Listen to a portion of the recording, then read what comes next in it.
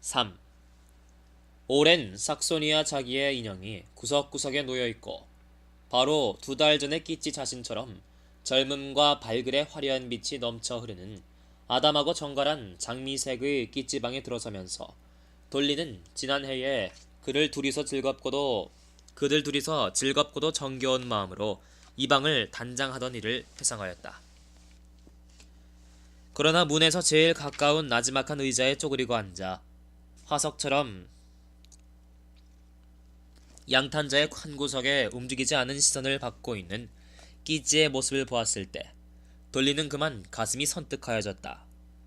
끼찌는 흘끗 언니를 거들떠보는데 그의 쌀쌀하고 얼마간 험상스러운 얼굴 표정은 변하지 않았다. 난 곧 돌아가야겠다. 근데 인제 가면 집에 붙박여서 떠날 새가 없고 또 너도 우리 집에 오질 못할 테니까 하고 동생 곁에 걸터 앉으며 돌리는 말을 꺼내었다. 난 너하고 좀 할 말이 있어 그런다. 무슨 말이에요? 질겁한 듯 고개를 쳐들며 끼찌는 재빨리 물었다. 네 슬픔에 대한 말이지. 무슨 말이겠니? 내겐 슬픈 일은 없어요. 그러지 마라, 끼찌야. 넌 내가 모를 줄 아니 그래? 나도 다 안다. 근데 그건 영 하찮은 일이야. 정말이야. 우린 누구나 다 그런 일을 당해본 거니까. 끼찌는 입을 다물고 말이 없었다. 그의 얼굴에는 사나운 표정이 떠 있었다. 그 사람은 내가 그렇게 고민을 할 만치 가치 있는 인간이 못 되는 걸. 단도직입 본론에 들어가면서 돌리는 말을 계속하였다. 그럴 테죠. 그 사람은 나를 경멸했으니까요. 하고 째지는 듯한 목소리로 끼찌는 내쏘았다. 말하지 마세요. 제발 아무 말도 마세요. 아니, 누가 너보고 그런 말을 했니? 아무도 그런 말을 안 했는데? 물론 그 사람은 너를 사랑했고 또 지금 역시 사랑은 하면서도 그저 에, 난 그런 동정이 무엇보다도 질색이에요. 끼찌는 발끈 약이 올라 고래고래 소리를 질렀다. 그는 의자 위에서 획 돌아앉더니 낯이 빨개져서 손가락을 잽싸게 놀리며 허리띠의 고리를 이손저손 번갈아 쥐었다. 무슨 화나는 일이 있을 때면 의례 두 손으로 물건을 바꾸어주는 동생의 버릇을 돌리는 알고 있었다.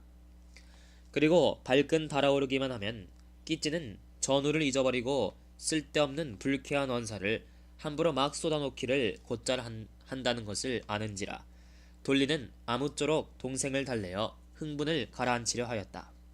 그러나 때는 이미 늦었다.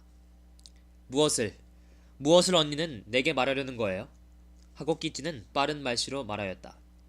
내가 나 같은 건 거들떠보지도 않는 남자에게 반해가지고 지금 그 남자에 대한 사랑으로 죽도록 고민하고 있다는 그건 말인가요? 그나마 이 나를, 나를 동정해준다는 친언니가 그런 말을 하시니 난 그런 동정이나 소개도 없는 빈말은 필요 없어요. 끼찌야, 그건 네가 잘못 생각한 거야. 언니는 왜 남의 속을 그렇게 태워주어요? 아니 난 그런 게 아니래도 난 오히려 네가 애타하는 걸 보고 그러나 약이 오를 대로 오른 끼찌에게는 언니의 말이 귀에 들어오지 않았다.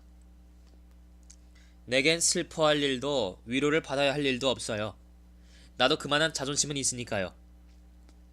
난 자기를 사랑하지 않는 남자를 사랑하는 그런 일은 절대로 안 해요. 글쎄 나도 그런 의미로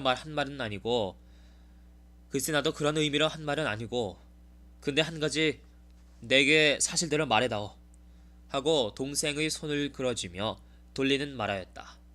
저 레윈이 너보고 말이 있었니? 레윈이 어쩌고 하는 말에 끼치는 그만 최후의 자제력을 잃은 듯 싶었다. 그는 발당 의자에서 뛰쳐 일어나더니 허리띠 고리를 방바닥에 내동댕이 치고 부산스레 손짓을 해가면서 말을 내쓰기 시작하였다. 여기 레윈이 또 무슨 상관이 있어요? 어째서 언니는 남의 속을 태워주지 못해 그러는지 모르겠어요. 난 이제도 말했거니와 다시 한번 되풀이하겠어요. 난 자존심이 있어요. 그래 언니처럼 자기를 배반하고 딴 여자에게 사랑을 준 남자한테로 돌아가는 그런 짓은 절대로 안 할 테예요. 난 이해할 수가 없어요. 그런 속을 이해할 수가 없단 말이에요. 언니는 그렇게 할 수 있지만 난 못하겠어요. 이렇게 말해버리고 끼찌는 언니의 얼굴을 쳐다보았다.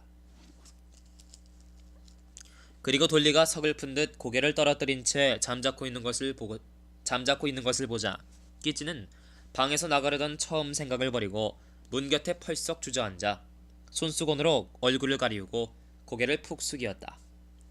잠시 동안 침묵이 흘렀다. 돌리는 자기 일을 생각하고 있었다. 그가 언제나 느껴온 굴욕감은 동생이 그 말을 꺼냈을 때 유달리 아프게 가슴을 후비었다. 그는 설마 동생의 입에서 이런 혹독한 말을 듣게 되려니는 얘기하지 못한 터이라 동생에 대한 나무라운 생각을 참을 수가 없었다. 그런데 벼랑간 옷자락 스치는 소리와 함께 북받쳐 오르는 울음을 참느라 흐느끼는 소리가 들리더니 누군가인가의 두 팔이 아래로부터 그의 목을 꽉 끌어안았다. 끼치가 그의 앞에 무릎을 꿇고 앉아있는 것이었다. 돌리 언니, 난 참말로 불행해요. 하고 끼치는 죄스러운 듯 속잘거렸다. 그리고는 눈물에 젖은 귀여운 얼굴을 돌리의 옷자락에 파묻었다. 마치 눈물은 차바퀴의 기름과도 같이 두 자매의 사이를 연결시키는 기계를 순조로이 움직이는데 없지 못할 요긴한 것인 듯하였다. 그들 자매는 실컷 울고 난 후에 오손도손 이야기를 시작하였다. 그들은 자기들이 관심을 가지는 문제는 피하고 다른 예사로운 이야기들을 하였으나 그러면서도 서로의 심정을 잘 이해할 수가 있었다. 끼찌는 홧김에 자기 입에서 나온 말, 언니 남편의 부실한 행실이니 굴욕이니 하는 말은 가엾은 언니에게 뼈에 사무치는 아픔을 주었다는 것과 그러나 언니는 자기를 용서하여 주었다는 것을 깨달았다.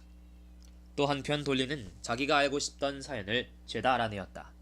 그는 자기 짐작이 옳았다는 것을 확실히 깨달았다. 즉 끼찌의 비탄, 위로할 길 없는 그 비탄은 레윈이 구원을 한 것을 그가 거절하였다는 그 사실과 또한 우론스키에게 속히웠다는 바로 거기에서 온 것이었다. 그리하여 끼찌는 지금 레윈을 사랑하는 동시에 우론스키를 증오할 용의가 있었다. 돌리는 확신하였다. 물론 끼찌는 그런 말을 한마디도 입 밖에 내지는 않았다. 그는 다만 자기 심경을 이야기했을 뿐이었다. 나에겐 아무것도 슬픈 일은 없어요. 마음이 가라앉자 그는 이렇게 말하였다. 다만 언니는 납득이 되실는지 어쩐지 모르지만 난 세상 만사가 더럽고 역스럽고 야비해 보이기만 해요. 무엇보다도 우선 나 자신이라는 게 딱 싫어서 못 견디겠어요. 만사가 어찌나 추잡하게만 생각되는지 언니는 아마 상상도 못하실 거야. 아니, 네게 무슨 그런 추잡한 생각이 있을 수 있겠니? 하고 돌리는 웃는 낯으로 물었다. 아주 추잡하고 야비하게 짝없는 생각이죠. 도무지 입 밖에 내서 말할 수가 없을 지경이에요. 이건 애수도 아니고 건태감도 아니고 훨씬 더 좋지 못한 감정이죠. 마치도 내게 있는 좋은 점은 깡그리 사라져버리고 제일 더러운 점만 잔뜩 남아있는 듯한 감이 들었겠죠. 잔뜩 남아있는 듯한 감이 들겠죠. 글쎄 어떻게 말했으면 좋을지. 영문을 알 수 없다는 듯 의아한 빛이 언니의 눈에 떠있는 것을 보며 끼치는 말을 이었다. 아버님께서 아까 나보고 말씀을 꺼내시지 않았어요. 근데 난 어쩐지 아버님께서 내가 시집을 가야 한다고 그저 그 생각 하나만 하시는 것처럼 여겨주는군요. 어머님은 나를 무도회에 데리고 가시죠. 하지만 난 어머님이 그저 될수록 속히 나를 출가시켜 한시름 놓으시려고 오직 그 때문에 날 데리고 다니시는 거라고 자꾸만 생각되거든요. 그게 옳지 못한 생각이란 걸 난 알아요. 하지만 그런 생각을 쫓아버릴 수가 없군요. 소위 신랑감이라는 사람들은 보기만 해도 지긋지긋해요. 그 사람들은 마치 머리에서 발끝까지 치수를 재려드는 것 같군요. 기왕에는 야외복을 입고 어디에 나들이 가는 것이 내게는 한갓 즐거운 일이었죠. 난 스스로 자기 모습에 황홀해지곤 했어요. 그러던 것이 이제 와서는 부끄럽고 쑥스럽기만 하겠지요. 아이, 참 창피해서. 저 의사란 사람도 글쎄. 끼찌는 머뭇거리며 말끝을 흐렸다. 자기 심중에 이런 변화가 일어난 뒤부터 아저씨인 스테판 아르카제이치가 참을 수 없이 불쾌한 인간으로 보여 그를 만날 때마다 가장 야비하고 추악한 감을 금할 수가 없다는 것을 그는 더 보태어 말하고 싶었던 것이다. 글쎄 말이에요. 내 눈에는 모든 것이 더없이 야비하고 추잡하게만 보이니 어떻게 해요? 하고 그는 말을 계속했다. 이게 내 탈이죠. 하지만 이건 아마 곧 나올 거예요. 곧 나을 거예요. 근데 너무 그런 생각을 말아야지. 그렇게 안 되니 탈이죠. 하지만 난 언니 집에 가서 애들하고 같이 있을 때만은 마음이 가벼워져요. 이젠 우리 집에 놀러 오지도 못하고 참 안 됐구나. 아니에요. 난 꼭 가겠어요. 난 성홍열을 한 번 알았으니까 괜찮아요. 내 어머님께 때를 써보겠어요.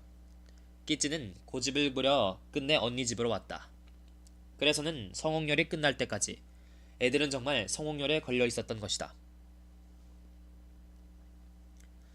눌러있으면서 성심껏 애들을 간호하였다. 두 자매는 6아이들을 모두 무사히 건져내었다. 그러나 끼찌의 건강은 좀처럼 회복되지 않아 대재개를 기다려 쉐르바츠키 일가 사람들은 외국 여행의 길을 떠났다.